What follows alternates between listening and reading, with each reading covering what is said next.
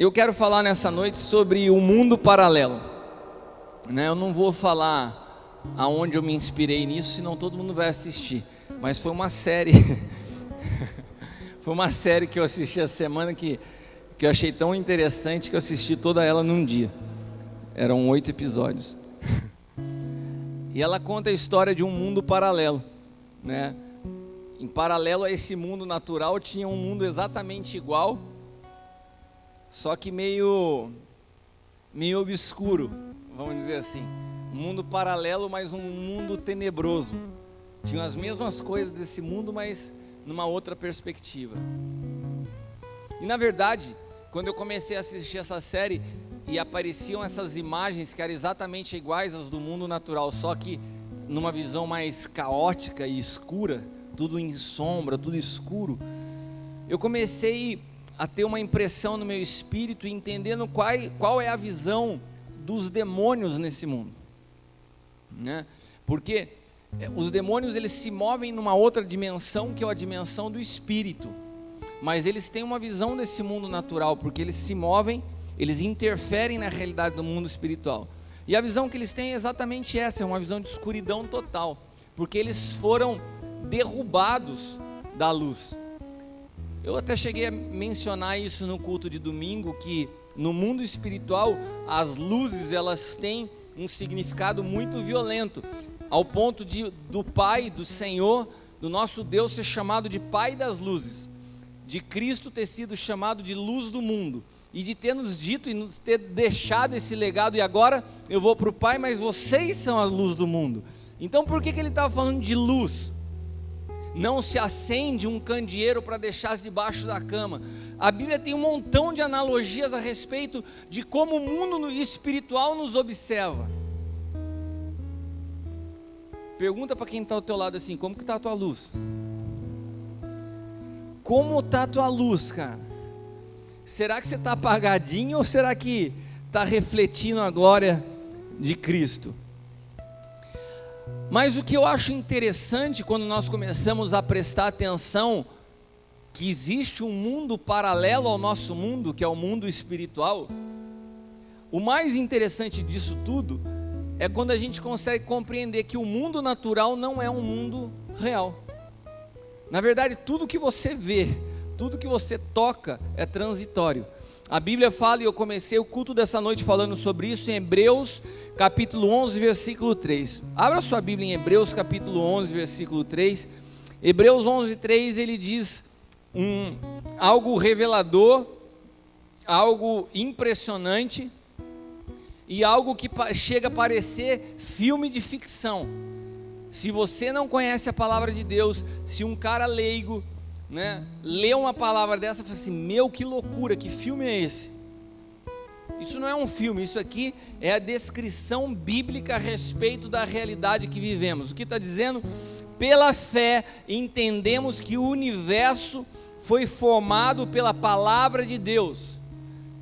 Pela fé entendemos que o universo foi formado pela palavra de Deus, de modo que o que se vê, toca em quem está do teu lado, toca na cadeira que você está sentado, bate o seu pé no chão aí, ó.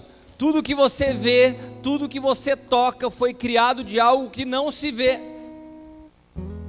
Tudo que é visível foi criado através do poder de uma palavra.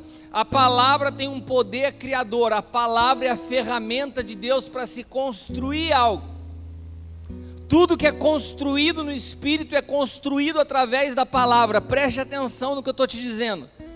Domingo eu falava que nós somos chamados por Deus de construtores. Vocês se lembram disso? Nós somos chamados a edificar. Se no antigo pacto os sacerdotes edificavam um templo, no novo pacto nós edificamos vidas, porque Deus escolheu a minha vida e a tua vida para ser sua morada, e nós somos edificadores de vida. Nós construímos um lugar para Deus habitar, e esse lugar hoje são pessoas. E como que eu construo na vida de alguém? Através da palavra. Nessa noite, o que eu estou fazendo aqui é edificando algo em você. E todos nós, em cada diálogo, em cada conversa, em cada relacionamento que nós nos colocamos, nós estamos edificando e sendo edificados. Você já parou para prestar atenção nisso? Você consegue entender a força de um relacionamento? Você consegue entender a importância de quem você ouve e o que você fala? O que você tem construído na vida das pessoas pelas quais você passa? Tem pessoas que passam por essa vida sem construir nada. Ah não, mas eu construí uma empresa. Não, mas olha, eu deixei uma herança para os meus filhos. Isso daí não é nada, porque o que você vê foi formado do que você não vê. E o que você vê é transitório, é passageiro. O que é eterno é o que você edifica através da sua palavra, através do Espírito. Então eu vejo pessoas hoje que estão frustradas porque falam assim: nossa, principalmente essa geração, né? De gente que está com 25 anos, 22 anos, fala assim: nossa, apóstolo, eu estou desesperado. Eu falei: o que foi? Eu já estou com 25 anos e não construí nada. Eu falei: nossa, cara, você está perdido, hein, meu? 25 anos e não construiu nada, o que vai ser da sua vida? É uma geração ansiosa, é uma geração pressionada por uma sociedade aflita. Mas muitos de nós somos levados a esses questionamentos: o que eu estou construindo? A minha pergunta é: você consegue entender a diferença do mundo natural para o espiritual? Você quer construir algo eterno ou quer construir algo passageiro? Você quer construir algo que enalteça você ou você quer construir algo que glorifica a Deus?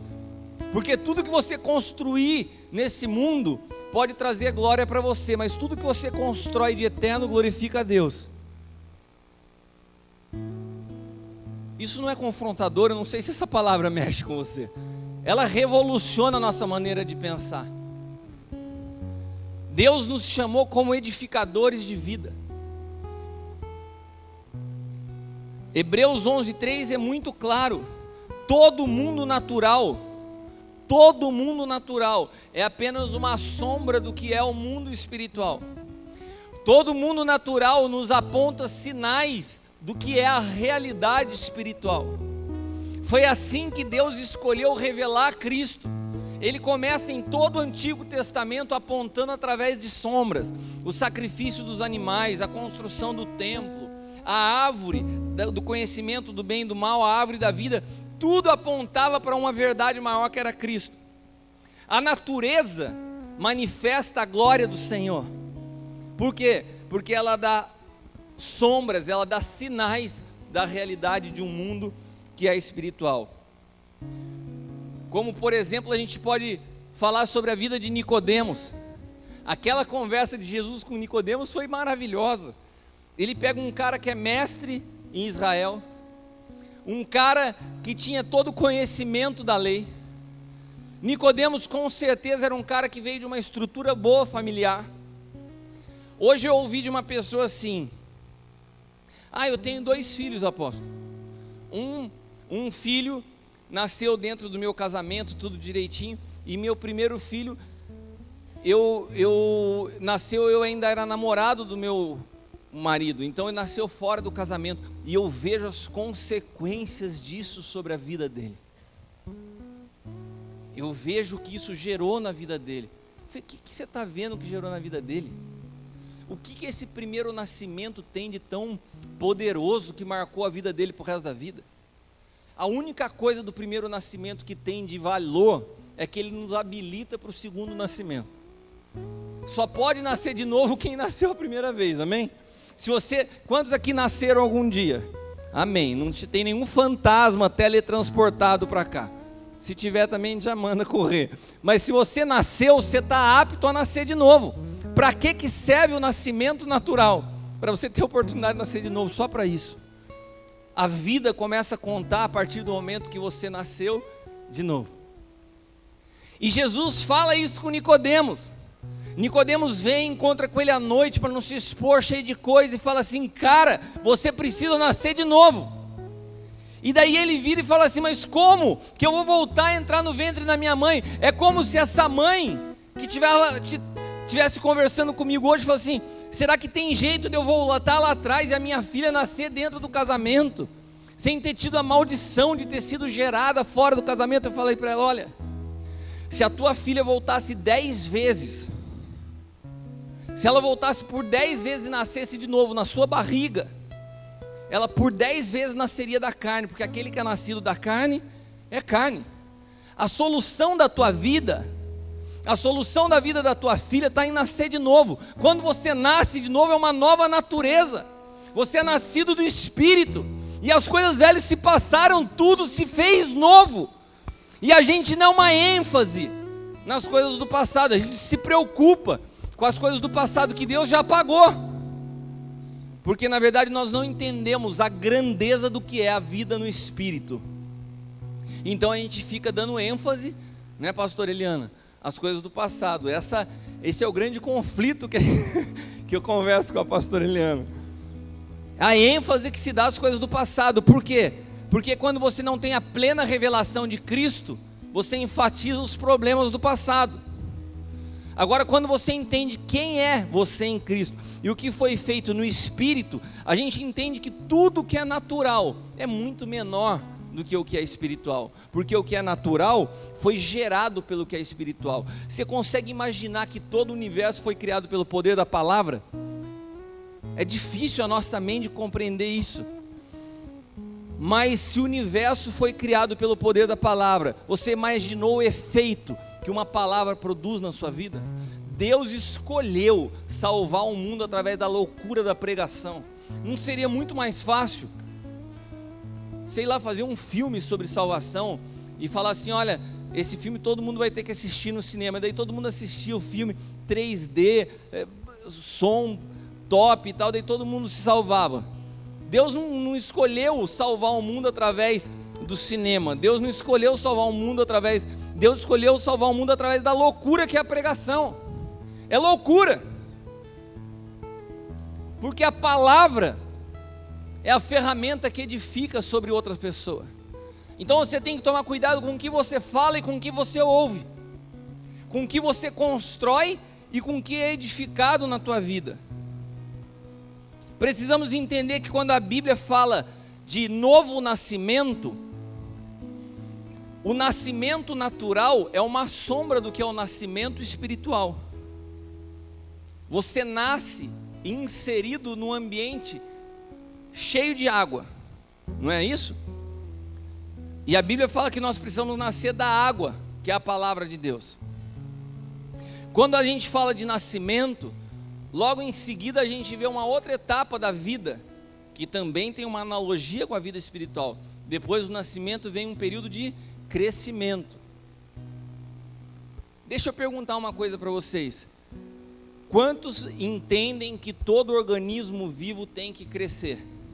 Eu já vi muitas pessoas usando essa palavra para justificar que a igreja tem que crescer, porque todo organismo vivo tem que crescer. Quantos já ouviram falar isso?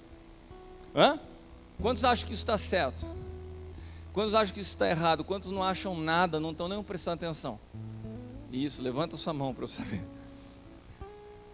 A verdade é que todo organismo vivo tem que crescer. Amém? Você cresceu, Jefão? Cresceu um pouquinho. Agora vamos supor que você foi lá visitar seu irmão lá em Curitiba. Fazia quanto tempo você não via ele?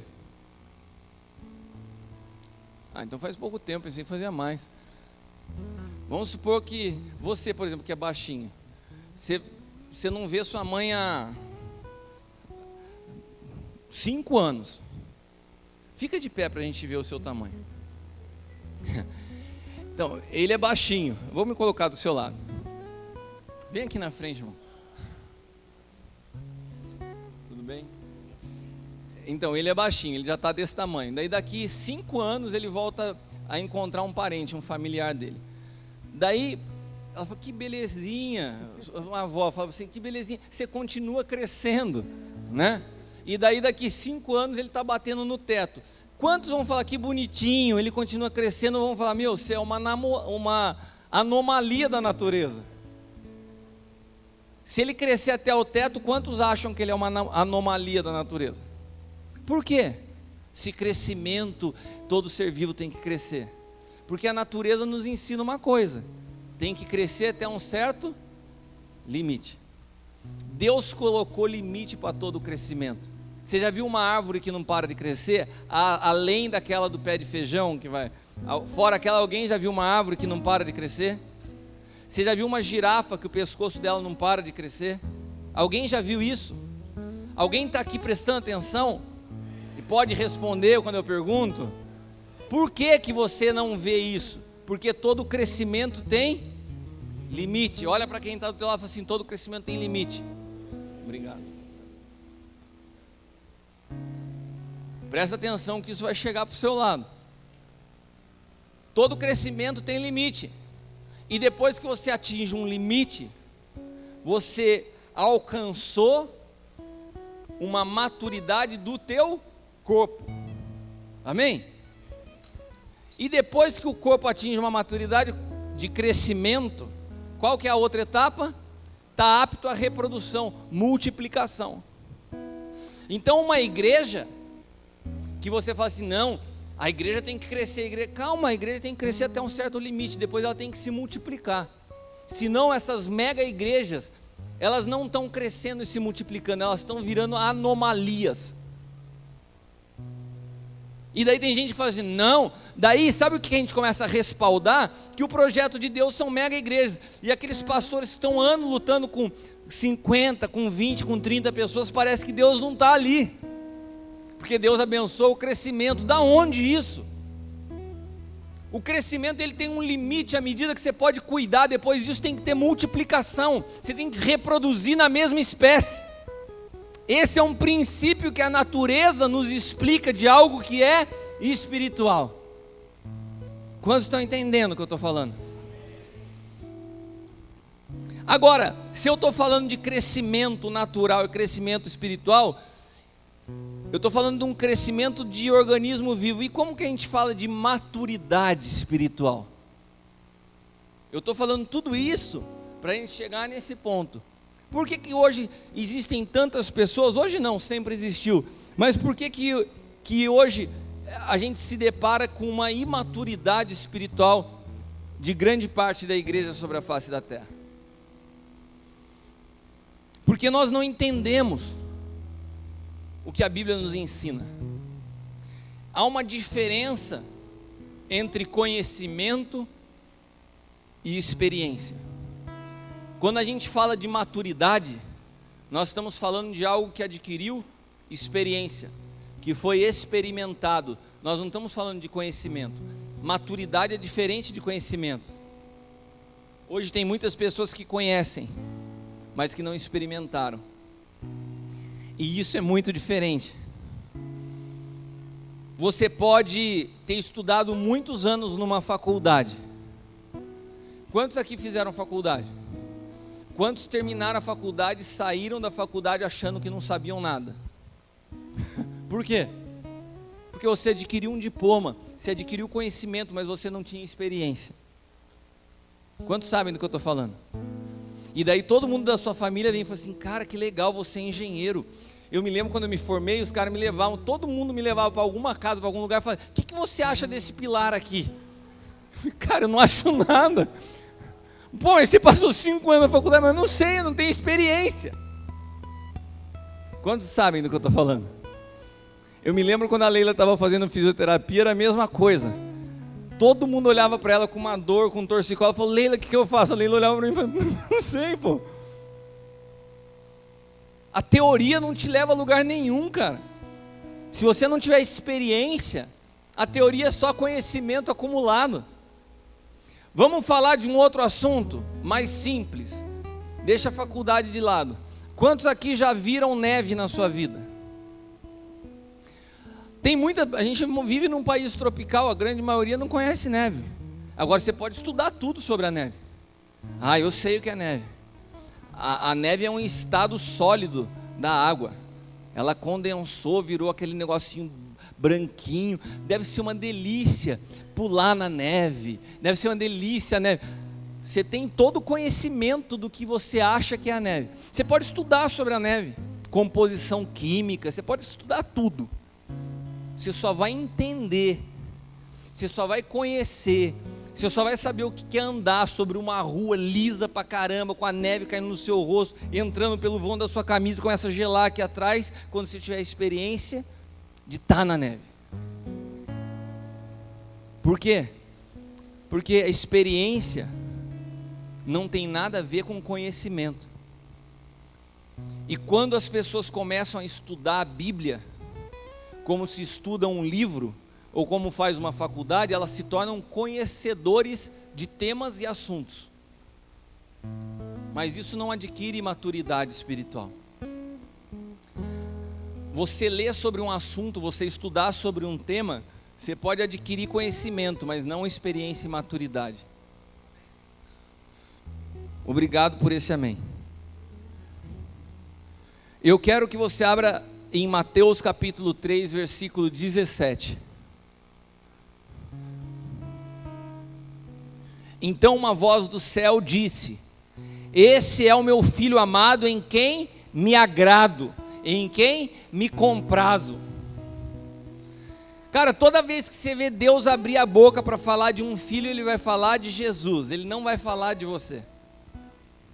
Sinto muito te informar sobre isso, mas não tem um versículo na Bíblia que tem o teu nome.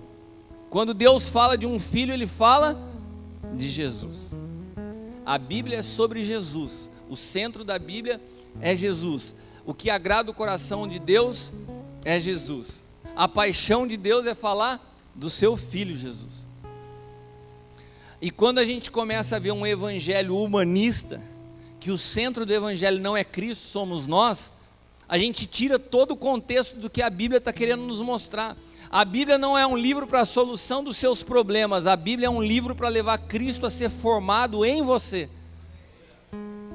Só que esse tipo de palavra não enche igreja, porque esse tipo de palavra não toca na alma, e o que enche igreja é a alma massageada, não o espírito edificado. As pessoas não querem ser confrontadas, elas querem ser acariciadas. Mateus 17,5 diz assim: estando ele ainda a falar, eis que uma nuvem luminosa os cobriu, e dela saiu uma voz. De novo Deus se manifesta e ele fala: este é o meu filho amado, em quem me comprazo, a ele ouvi. Mais uma vez, Deus fala do prazer da vida dele. Quando você para conversar com Deus, Ele vai falar assim: deixa eu te falar de uma coisa que eu amo falar. Então fala aí, Senhor, do que você quer falar? Quero falar com você de Jesus. Daí você passa um dia e fala assim: e aí Deus, hoje eu estou a fim de trocar uma ideia, do que você está a fim de falar hoje? Estou a fim de falar de Jesus. Daí você passa uma semana, você vai sentar com o Senhor, vou orar: Senhor, do que o Senhor quer falar comigo hoje? De Jesus. A paixão de Deus, o projeto de Deus, a transformação do mundo, tudo passa por Cristo. Se você abrir Efésios capítulo 4, versículo 13, um texto que a gente usa muito para falar dos 5 ministérios, mas no versículo 13 ao 15 fala assim, aqui está falando de maturidade espiritual, que é o assunto do qual nós estamos centrados, amém? Não vamos perder o foco do que a gente está falando. A gente falou de um mundo paralelo, que é o mundo espiritual, uma realidade que é a realidade eterna e que tem como sombra o mundo natural. Só para recapitular, daí a gente falou da diferença de crescimento e de multiplicação, e nós vamos falar então como nós alcançamos maturidade, que maturidade não está ligada a conhecimento, amém? Então quando nós abrimos em Efésios, Paulo fala sobre isso. Efésios 4, do 13 ao 15 diz assim: até que todos cheguemos à unidade da fé e ao pleno conhecimento do Filho de Deus, ao estado de homem feito, à medida da estatura da plenitude de Cristo, para que não mais sejamos meninos inconstantes, levados ao redor por todo o vento de doutrina. Então Paulo está fazendo uma analogia aqui de um crescimento que vem junto com maturidade, que você chega a atingir a estatura espiritual de Cristo. Para quê? Para que você não seja um menino na fé. Quantos querem continuar como meninos na fé? Amém. Até os que estão dormindo não querem. Então glória a Deus pela sua vida.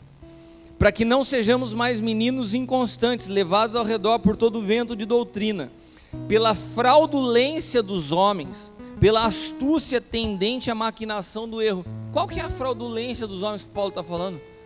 É aqueles que não produzem o crescimento do corpo, ensinando um evangelho água com açúcar que massageia a alma, que não gera crescimento, mas que gera inchaço, porque é conveniente. eu justificar o meu sucesso pessoal ministerial de um montão de criança. Mas não é esse o projeto de Deus para a igreja. O projeto de Deus é que nós levemos a todos a estatura de Cristo, arrancar as pessoas da inconstância, da oscilação dessa vida de carne e de espírito. Um dia está bem, um dia está mal. Um dia está chorando em santidade, outro dia afundado no pecado. Isso é coisa de menino inconstante, é coisa de quem não atingiu a plenitude da estatura de Cristo. E essa estatura de Cristo não é para alguns santos separados, especiais. Não, isso está aberto a todos. Olha para quem está do teu lado e fala assim: essa vida é para você. Não é algo inacessível, meu irmão. Não é algo complicado, não é algo difícil. Só se torna complexo quando você tenta fazer isso através da força do teu braço. Porque o evangelho não se trata de domesticar o homem exterior, mas da revelação de Cristo, que de dentro para fora toma todo o seu ser. Que não sejamos meninos inconstantes, levados ao redor por todo vento de doutrina, pela fraudulência dos homens, pela astúcia tendente à maquinação do erro. Antes, seguindo a verdade em amor, cresçamos. Olha para quem está do teu lado e fala: cresçamos. Cresçamos em tudo naquele que é o cabeça, que é Cristo. Quando nós entendemos esse texto de Paulo aos Efésios, nós entendemos todo o projeto de Deus para o homem. Qual é? Cristo. O que Deus está falando? O meu prazer, quando você obra, esse é o meu filho amado, a ele ouvi. Esse é o meu filho amado a quem me compraz. O meu prazer, minha alegria é Cristo. O que eu quero em você? Eu quero olhar para você e ver Cristo. Então o que ele te pede? Cresça em Cristo, que ele se torne tudo em todos. Deixa eu te falar uma coisa, nesse texto de Paulo aos Efésios, quando ele fala que Deus deu uns para apóstolos, profetas, pastores, evangelistas e mestres, para que pudéssemos ser aperfeiçoados, a palavra aperfeiçoado é a palavra kartmanon.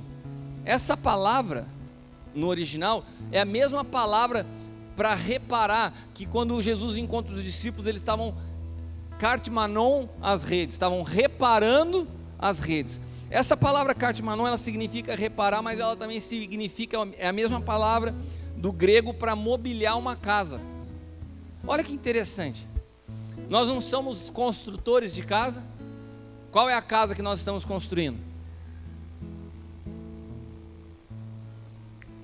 Alô? Qual é a casa que nós estamos construindo? Qual que é a morada de Deus sobre a face da terra? Hã? Eu estou construindo essa casa, eu estou construindo essa casa, estou construindo um montão de casa aqui. Amém? Como nós construímos? Palavra. Se nós estamos construindo uma casa, tem um texto da palavra, eu acho que você já ouviu falar de uma casa que está vazia. Quando essa casa está vazia, quem que tem vontade de vir morar nela? O capeta. Essa casa está vazia, eu quero morar nela. Então o que você tem que fazer para essa casa não estar vazia? Você tem que encher essa casa, você tem que kartmanon essa casa, você tem que mobiliar a casa. Ele tem que chegar e olhar e falar: cara, essa casa é habitada, essa casa tem vida, essa casa não é para o meu bico, não é uma casa vazia. Quem toma casa vazia é posseiro. Os caras chegam no lugar e falam assim: não, vou me apropriar, vou tomar posse disso aqui que não tem ninguém. Agora, quando você chega numa casa, tem luz acesa, tem móveis, está tudo bonito, cheirando café, fala: tem gente, deixa eu ir embora. Quando o diabo olha para a tua vida e vê a tua vida kartmanon, ele fala assim: não tem o que eu fazer aqui. Agora, como que eu faço isso? Como que eu faço esse kartmanon? A Bíblia fala: o aperfeiçoamento, o mobiliar a casa é feito pelos 5 ministérios. Como que você equipa uma pessoa com uma igreja onde tem um pastor cuidando de 2.000 pessoas? Cara, o modelo de igreja hoje, o modelo de igreja que a gente vê hoje é um modelo pessoal, egocêntrico, que favorece a vaidade dos homens, porque o projeto de Deus não é esse. O projeto de Deus é uma igreja que flua nos 5 ministérios, onde a gente, um apóstolo está junto com o pastor, com o profeta, com o evangelista, e todos juntos ajudam a mobiliar a casa que somos cada um de nós. Não se trata de mim, não se trata do meu ministério. Eu sozinho não posso fazer nada, mas quando nós estamos em 5, é como se nós juntássemos as especialidades aqui. Olha, vem cá, o eletricista, coloca para mim a luminária lá, enquanto eu vou arrumar o vaso sanitário do banheiro, que eu sou encanador, você é elétrico, eu não vou fazer a sua parte. Chama o pintor, chama o cara para fazer a parte de marcenaria. Vamos mobiliar essa casa, vamos dar vida, para que no espírito que está sendo construído não fique vazio. Quantos estão entendendo? Esse é o projeto de Deus chamado igreja. A igreja é um organismo vivo, equipada através de homens e mulheres, chamadas através dos 5 ministérios para construir vidas. Ela não é um projeto pessoal de um homem, isso não é plano de carreira pessoal de ninguém, isso não é fruto da vaidade de ninguém, porque Deus não divide a sua glória. Aleluia! Cristo é tudo o que o Pai deseja encontrar em mim e em você. Então não se trata de conhecimento. Olha, eu estou lendo a Bíblia e agora eu estou começando a entender melhor que isso é pecado. Então olha, já faz 10 anos que eu estou na igreja, eu acho que eu estou uma pessoa melhor do que antes. Não! Se você está uma pessoa melhor do que antes, você continua não sendo o que Deus quer. Porque Ele não quer uma versão melhor do que você, Ele quer Cristo em você. E para que Cristo seja gerado em você, você tem que perder sua vida.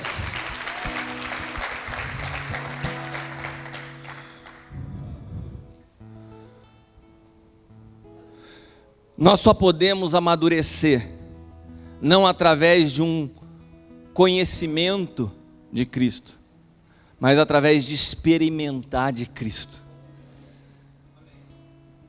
Quantos já entenderam a diferença de conhecer e experimentar? Você só se torna maduro em Cristo experimentando dele. Por isso que o projeto de Deus, desde o Éden, aonde estava Cristo no Éden? Eu já falei isso daqui umas 1000 vezes. Você que é dessa casa, se você não responder isso, eu vou pegar no seu pé agora. Aonde estava Cristo no Éden? Então qual era o projeto? Que belezinha que você... Qual que era o projeto? Qual que era o projeto de Deus para o homem? Que o homem comesse, experimentasse. Aleluia, aplauda o Senhor.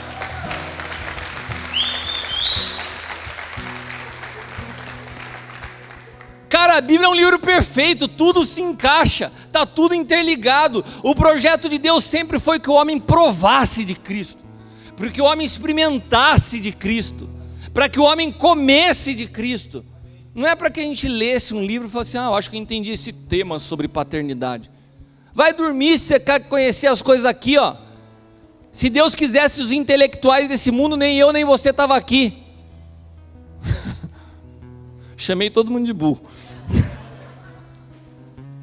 Filipenses 3,10 diz assim: para conhecê-lo e o poder da sua ressurreição. E agora que é bom, estamos falando de experimentar. E a participação no seu sofrimento, conformando, repita comigo, conformar é tomar a forma, é ocupar o mesmo lugar, é experimentar da mesma posição, conformando-me a Ele na sua morte. Você quer amadurecer em Cristo? Você tem que experimentar de Cristo. Como que eu experimento de Cristo? Provando do seu sofrimento. Quantos querem agora o negócio, daí todo mundo estava dando glória a Deus, já murcha. Daí é a hora que as pessoas começam a sair do culto. Quantos querem provar do seu sofrimento?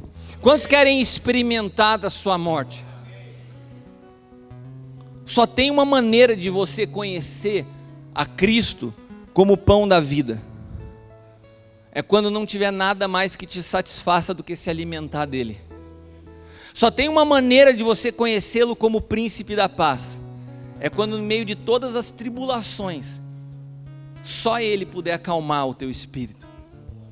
Só tem uma maneira de você experimentar a Cristo como ressurreição. Quando você experimentar da morte. O que eu estou querendo dizer? Falar do príncipe da paz, falar do pão da vida como um conhecimento teológico, todos os dias estão se formando teólogos nessa nação, que vão falar de algo que estudaram, mas de que não experimentaram. E quando você fala de algo que você ouviu, mas não experimentou, não tem vida. Não tem vida. Eu sei muito bem a diferença da palavra que eu ministro hoje da palavra que eu ministrava 5 anos atrás. Eu falava de uma morte que eu sabia que existia, mas eu não tinha provado. Eu falava de uma paz que eu sabia que era real, até que toda tormenta que eu imaginei eu pudesse passar e experimentar. Uma paz que só Ele pode dar. Que não adianta a palavra do teu pai espiritual, não adianta a palavra de conforto que seja da sua esposa, não adianta uma musiquinha gospel para você relaxar, não adianta. Se você não ouvir a voz dele, você não consegue se levantar para enfrentar o seu dia. Só quem experimenta do príncipe da paz pode dizer o que é ter paz em meio à tribulação. A vida, e quando eu falo de vida, eu estou falando da minha e da tua vida. Eu não estou falando da vida Zoe, eu não estou falando do Cristo em nós, eu estou falando dessa vidinha, da nossa anástrofes. A vida, ela é composta de oportunidades diárias, para que Cristo possa ser revelado a nós, através das sombras, que são as coisas naturais.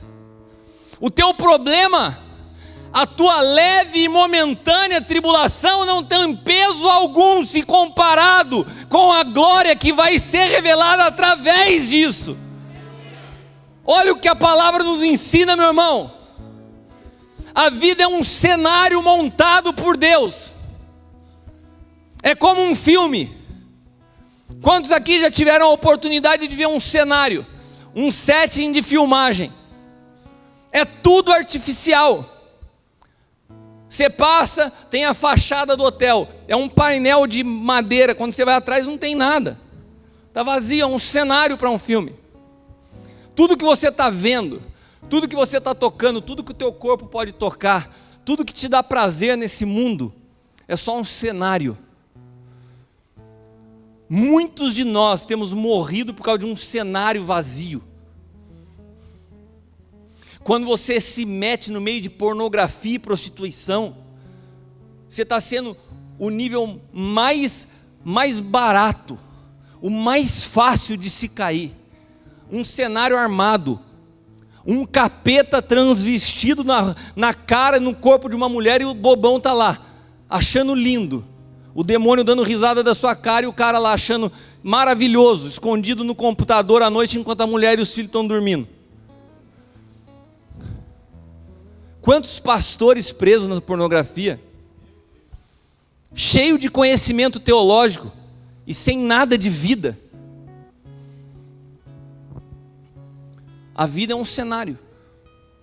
O que é natural foi feito do que é invisível. A realidade do que é invisível é o que tem valor na minha e na sua vida, porque o que é invisível é eterno, o que é natural, o que você está vendo é passageiro. Nós somos seres chamados por Deus para experimentar o novo nascimento, ser governados pelo Espírito e não pelas coisas que você pode sentir, ver ou tocar. Quem é governado pelos 5 sentidos são as pessoas que não nasceram de novo. Quantas pessoas estão aqui têm convicção que nasceram de novo? Se você nasceu de novo, meu irmão, os 5 sentidos não servem para mais nada na sua vida. Se nós somos seres espirituais, o que o teu olho te faz, por isso Paulo fala, cara, se o teu olho te faz pecar, arranca esse olho e joga fora. Paulo está fazendo uma analogia dos sentidos. O que você toca? O que você se alimenta? O que você ouve? Pelo que você se move na vida? A vida é um cenário construído por Deus para revelar a Cristo. Tudo está permeado por Cristo. Se os seus olhos espirituais se abrem, você vê Cristo em todas as coisas. Se os seus olhos espirituais estão fechados, você vai sendo conduzido só porque é natural. O maior nível de cegueira espiritual é ser conduzido pelos 5 sentidos. O maior nível de cegueira espiritual é uma pessoa conduzida pelos 5 sentidos.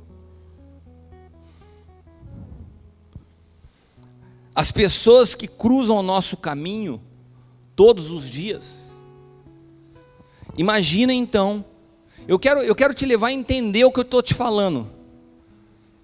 Se tudo que a gente está falando é irreal, não existe. Tudo isso aqui acaba.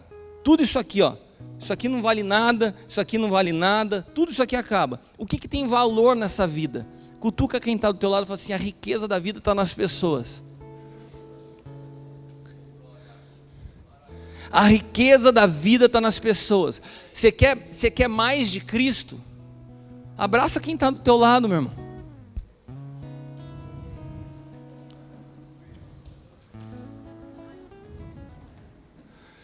Se tudo isso aqui é vazio, qual é a riqueza da vida? A riqueza da vida está depositada dentro de pessoas. É o tesouro de Deus em vaso de barro.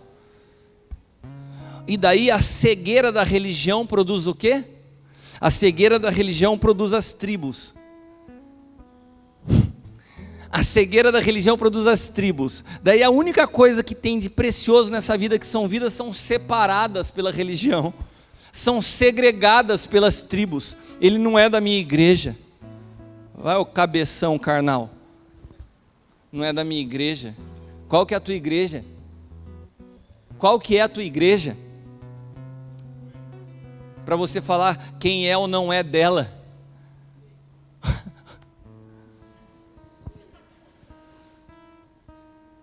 Cada um de nós tem uma porção de Cristo depositada aqui. E ela deve ser descoberta no outro. É por isso que nós somos criados por Deus para servir um ao outro. É isso que é a maravilha do corpo de Cristo, a gente se completa.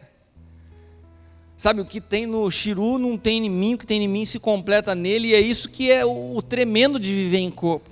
É por isso que a igreja não tem jeito de ser uma igreja virtual. Não tem jeito de você ser igreja pela internet, cara. Não tem jeito de você ser um monge cristão. Não, Deus não criou a gente para viver isolado, Deus nos criou para viver em corpo, nós precisamos uns dos outros. É convivendo junto que eu faço o que Deus me chamou para fazer, que é edificar. E edificar o quê? Templos. Com meu nome na porta? Não, é edificar pessoas. E daí, no que se transforma o evangelho? Uma multidão de gente, daí Deus está lá naquele lugar. Daí o pastor entra pela porta do fundo, prega e sai, não encosta, né? A única coisa que tem valor na vida, ele não desfrutou, que são das pessoas. Porque a fama fez a separação dele. A fama é como o pecado, ela faz separação entre Deus e os homens. Ela produz essa separação.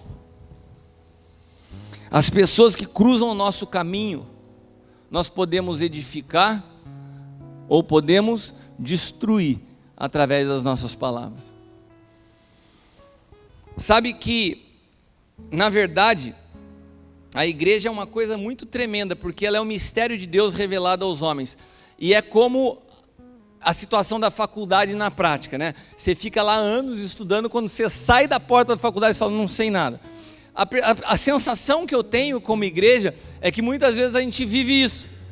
As pessoas passam anos dentro da igreja recebendo palavra. Daí quando você põe a pessoa num ambiente para manifestar o que ela aprendeu, ela pipoca, né? Você põe a pessoa e fala assim, vamos lá agora, vamos para uma atividade profissional e vamos trabalhar juntos. Daí um quer passar por cima do outro, daí um quer sacanear um outro, ninguém tem disposição de abrir mão. Ninguém consegue entender o que é um ajudar o outro, o que é abrir mão da sua parte. Tudo que se aprendeu na teoria é maravilhoso, mas na prática dá tudo errado. Por quê? Porque você não experimentou da morte de Cristo. Você ainda quer defender a tua vida. Você ainda quer defender a sua posição. Eu ouço expressões que às vezes me assustam. Tem que tomar cuidado, porque às vezes eu vou falar a expressão que alguém falou e está aqui, mas é coisa assustador.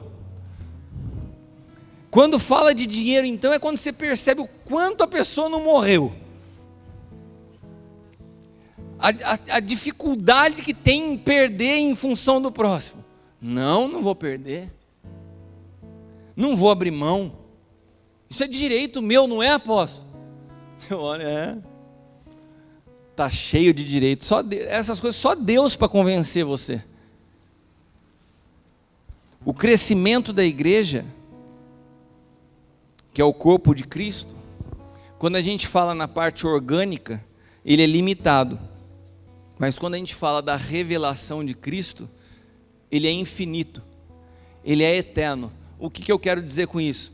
Que a gente vai passar toda a eternidade descobrindo a Cristo.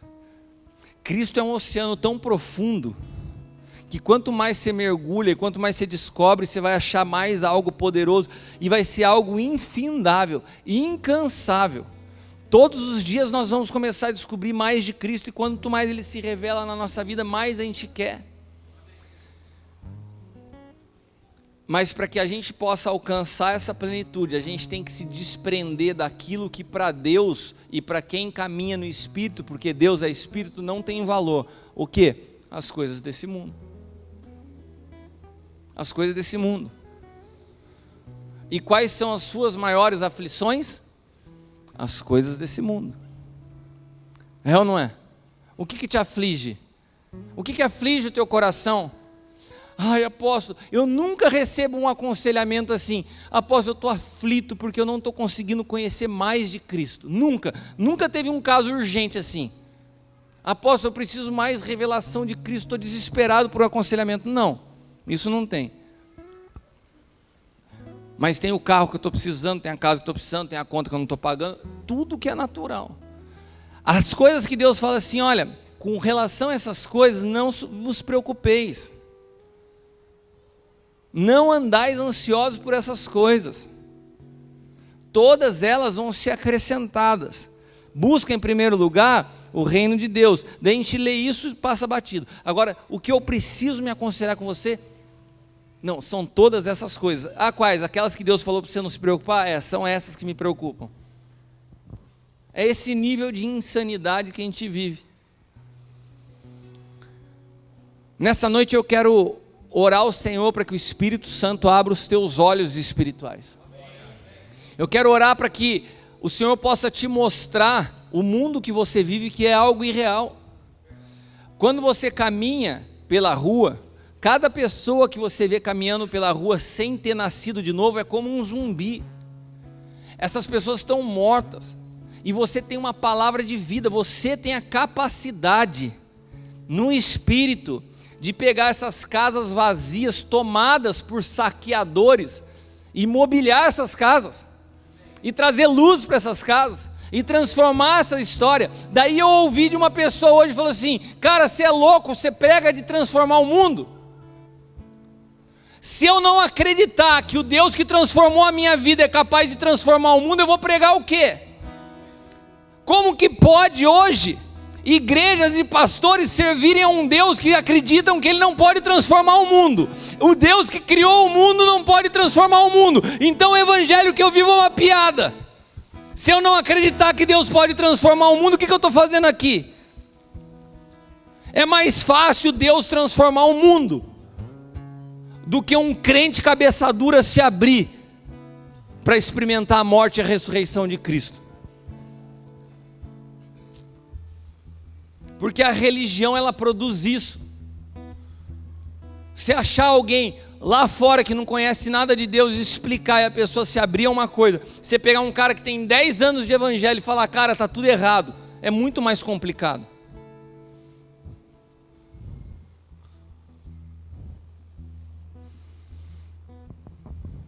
O problema da igreja hoje não são as pessoas que estão sentadas no banco, são as que estão com o microfone na mão. Estão morrendo na sua vaidade, no seu orgulho. E se Deus não tiver misericórdia, são os primeiros que vão começar a ser julgados. Eu louvo a Deus por tudo que eu passei na minha vida, por toda a desconstrução que Deus produziu dentro e fora, porque foi isso que me habilitou a entender as coisas do Espírito. Nessa noite eu quero fazer uma oração simples. Não para que Deus solucione os teus problemas, mas que você veja que eles não são problemas. Que os seus olhos espirituais se abram e veja que aquilo que você acha que é aflição, para Deus não tem valor algum. Para que você consiga entender o que você está construindo. Sabe, cada pessoa que passa pela sua vida todo dia, é uma oportunidade de você construir algo. E o que você tem feito com isso? A gente está tão correndo com os nossos problemas, que a gente não se importa com o que a gente está falando para as pessoas. É muito mais fácil ficar mandando piadinha no WhatsApp do que mandar uma mensagem de vida. É muito mais engraçadinho fazer brincadeirinha com os outros na rua do que você falar assim, cara, eu tenho uma palavra que pode transformar a sua vida. É muito mais fácil você gerar uma simpatia por uma conversinha boba do que muitas vezes passar a vergonha de falar a verdade que pode transformar a história. Mas Deus não nos chamou para produzir relações de afinidade.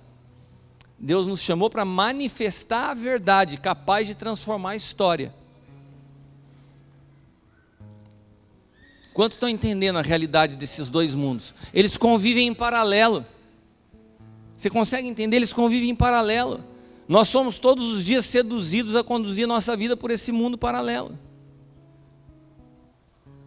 Agora, quando a Bíblia fala, conforme eu estava falando no domingo, que Deus nos chamou para ser reis e sacerdotes, sacerdócio das coisas do Espírito, e ser rei, porque nós governamos sobre esse mundo que é transitório, que é paralelo. As riquezas desse mundo vão vir nas nossas mãos por um propósito. Eu quero orar com você nessa noite. Se você precisa abrir os seus olhos espirituais, se você precisa sair dessa realidade natural, se você precisa sair dessa vida de oscilação, se você deseja ter uma vida no Espírito, se você deseja que a sua vida seja uma vida de um sábio construtor, que cada palavra seja precisa na edificação de pessoas, eu queria te convidar a se colocar de pé, sair do seu lugar e vir aqui à frente.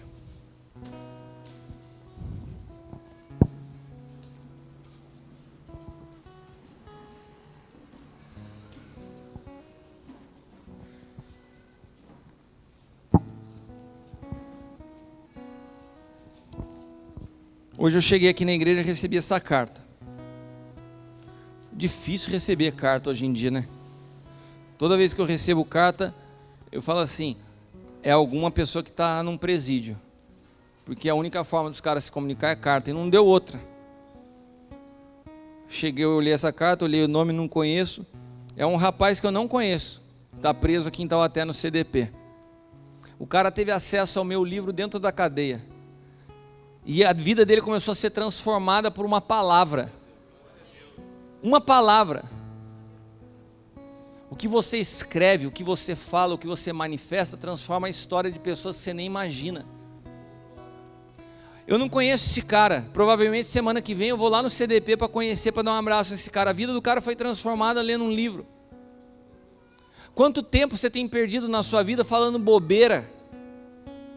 Quantas amizades você já tinha que ter cortado da sua vida que nunca edificaram nada? Um montão de conversa mole. Cara, Deus te deu algo para administrar que se chama tempo.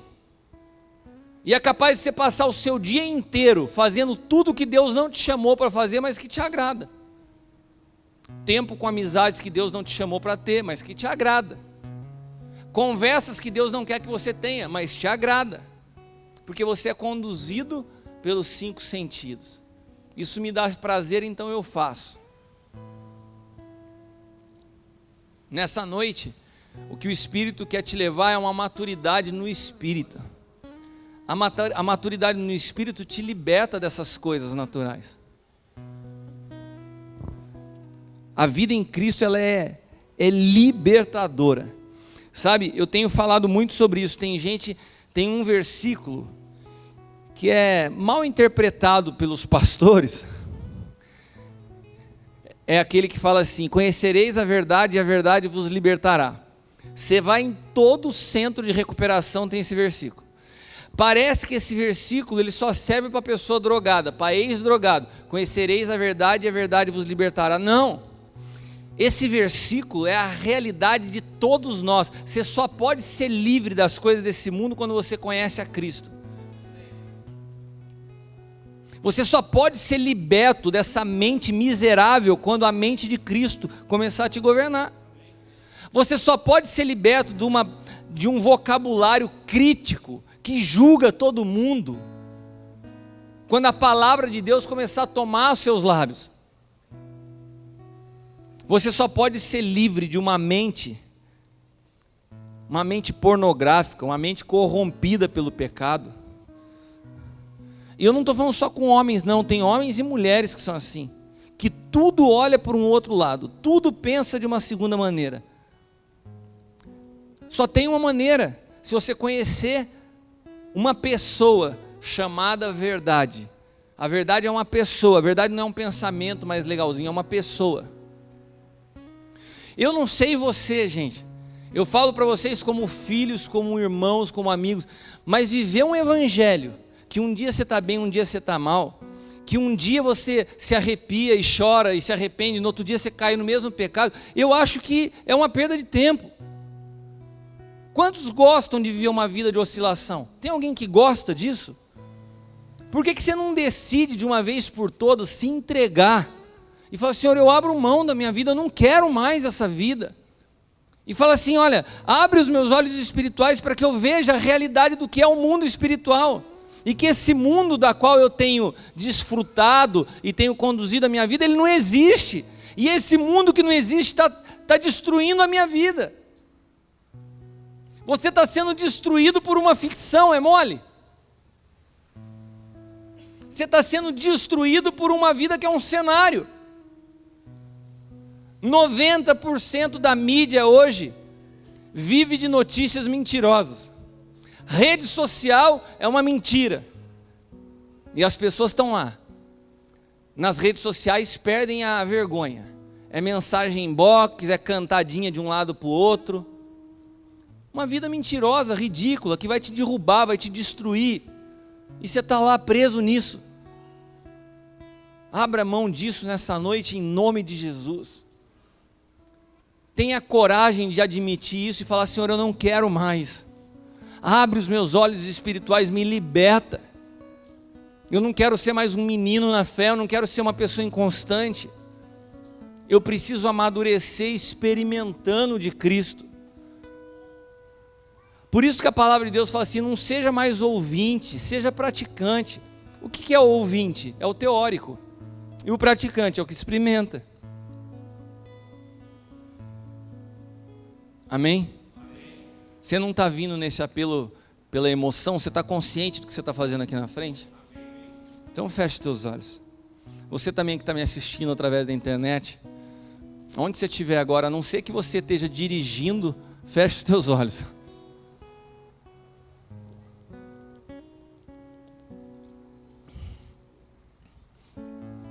Senhor, o que nós estamos tratando nessa noite, só o Senhor pode fazer. Em mim não há capacidade de abrir os olhos espirituais de cada uma das pessoas que estão aqui, mas o Senhor pode fazer isso. E eu te peço, Espírito Santo, começa a abrir os olhos de cada pessoa que está aqui nessa noite. Pai amado, que os maridos comecem a olhar suas esposas pelo Espírito. Que as esposas comecem a olhar os maridos pelo Espírito. Que os jovens comecem a se admirar de meninas por quem elas são no Espírito. E que as meninas comecem a se admirar dos meninos por quem eles são no Espírito. Que aqueles que ainda constroem relacionamentos por interesse, que aqueles que ainda valorizam as pessoas pelo que elas possuem na conta bancária, que aqueles que ainda se prendem às coisas desse mundo possam ser libertos nessa noite, Senhor. Que o Teu Santo Espírito nos convença do pecado, da justiça e do juízo, de tudo aquilo que nos separa do Senhor. Pai amado, que nós possamos caminhar nesse mundo com os nossos olhos abertos, entendendo que as coisas que se veem foram formadas das coisas que não se veem, que o que se vê é terreno e temporal, mas o que não se vê é eterno. Pai amado, nos dá a habilidade e o discernimento para que cada palavra que saia da nossa boca seja útil para edificar. Nos livra das conversas tolas, nos livra, Pai amado, das amizades que muitas vezes são pedras de tropeço nas nossas vidas. Eu quero clamar nessa hora pela vida de cada um dos filhos, por cada um dos irmãos dessa casa, por aqueles que nos assistem pela internet, para que possamos ser a igreja que o Senhor sonhou, para que possamos ser, Pai amado, aquilo que Efésios 4 descreve: aperfeiçoados à estatura de Cristo, não mais meninos inconstantes. Pai amado, e que a paz que excede todo entendimento guarde os nossos corações. Senhor, que possamos experimentar do príncipe da paz, que possamos experimentar do pão da vida, que possamos experimentar do rio de água viva, que possamos experimentar do leão da tribo de Judá, que possamos experimentar do Deus Emanuel, que possamos experimentar do Senhor que é vivo e ressurreto, que não seja mais uma teoria, que essa noite não seja mais uma palavra, mais uma mensagem para a coleção das 10.000 mensagens que já ouvimos e que muitas vezes não produziu nada na nossa vida.